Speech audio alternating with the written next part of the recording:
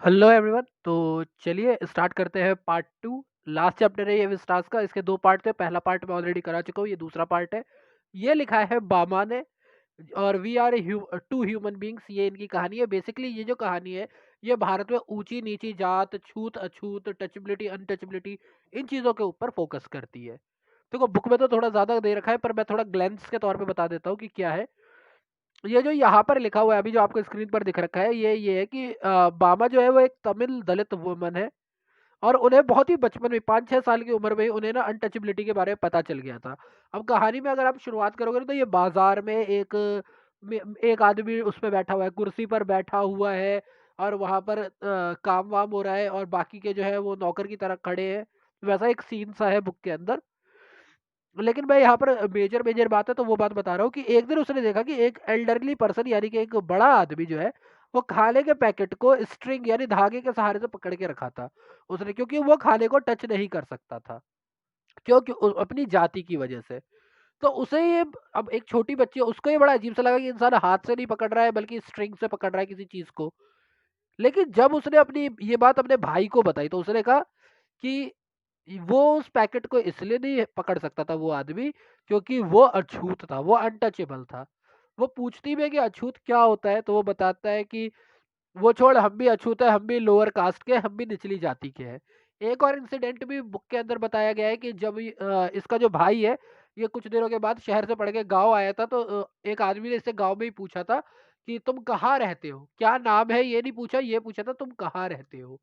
तो वो ये बताता है कि वो ये नहीं जानना चाहता था कि मैं कौन हूँ, वो ये जानना चाहता था कि मैं किस जाति से बिलोंग करता हूँ, क्योंकि गांव वगैरह में क्या होता है जातियों के हिसाब से इलाके बटे हुए होते हैं। तो ये उस टाइप का बताया हुआ है। तो बामा उससे पूछती है, तो ऐसे जो हमें बेकार कहा जाता है कि हम जो लकड़ी काट के लाते हैं वो उस पे खाना बनाते हैं, और हमें लकड़ी काटते काटते हमारा खून भी लग जाता है लकड़ी पे, तो क्या लकड़ी अछूत नहीं हुई?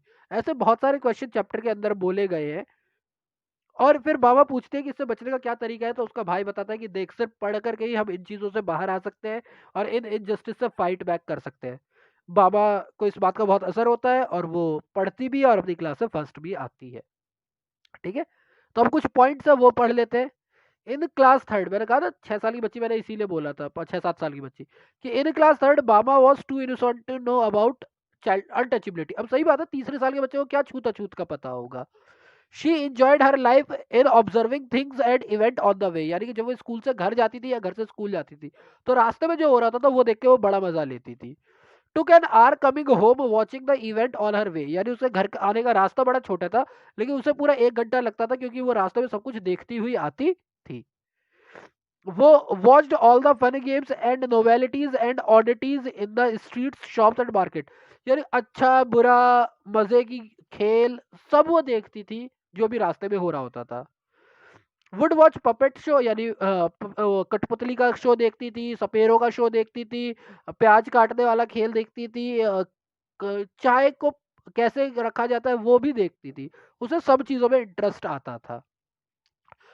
एक दिन उसने देखा कि saw a threshing floor where the people were driving cattle spare round and round, यानी उसने एक जगह देखा कि वो गांव वगैरह में ना एक तरीका होता है कि धान वगैरह को ना नीचे जमीन पर बिछा दिया जाता है और उसके ऊपर बैल वगैरह को चलाया जाता है, और बैल के कदम की वजह से ना धान जो है वो अपने फसल से झड़ के साफ हो जाता है। तो वही थ्रेसिंग फ्लोर वाली चीज उसने देखी कि जहां पर वो कहते हैं जानवर के जोड़े को लोग जो है घुमा रहे थे गोल गोल। उसने तभी वहां एक बड़े आदमी को देखा विलेज के, जो कि एक पैकेट को स्ट्रिंग के थ्रू पकड़ रखा था बड़ी फनी तरीके से। वो बहुत ही सरप्राइज थी कि उसने ऐसे क्यों पकड़ रखा है। ठीक है, उसने अपने भाई को ये बात बताई, तो भाई ने उसे अछूत होने के बारे में बताया, अनटचेबिलिटी के बारे में बताया। उसके भाई ने बताया कि ये जो ह्यूमिलिएशन है ये हमारे साथ चिपका हुआ ही है, ये हमसे कभी हट नहीं सकता है। और उसने कहा कि तुम स्टडी हार्ड करो, माना ये 2 पॉइंट जो है पीछे ज़्यादा साफ नहीं है फिर भी मैं आपको बता देता हूँ कि यही लिखा हुआ है कि उसने कहा कि तू पढ़ और अच्छे से कर, और तो अगर पढ़ लेगी तो रिस्पेक्ट मिलेगा। और बाबा ने लेसन को लिया, वर्क हार्ड किया और पूरी लाइफ वो इसी तरह आगे बढ़ती रही। तो ये था हमारा विस्टास का लास्ट लेसन, और ये वीडियो जो होगी ये 2020 की मेरी लास्ट वीडियो है।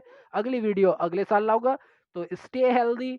और आपकी बोर्ड की डेट शीट भी आज आ चुकी है, आपके 4 मई से 15 जून के बीच में है, और 15 4 जून सॉरी 4 मई से 10 जून के बीच में एग्जाम है, और 15 जुलाई जो है आपका क्या है, रिजल्ट भी आ जाएगा। So all the best, preparation अच्छे से करो।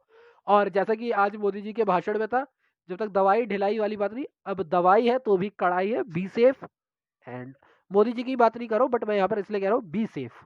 बहुत जरूरी है कि आप सेफ रहे, हेल्दी रहे, तभी तो पेपर दोगे। So thank you for your time.